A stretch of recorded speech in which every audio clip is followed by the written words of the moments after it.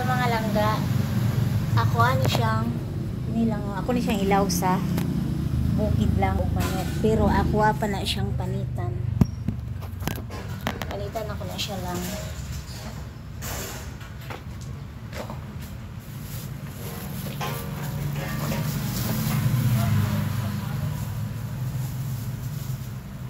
Panitan ako ni siya lang.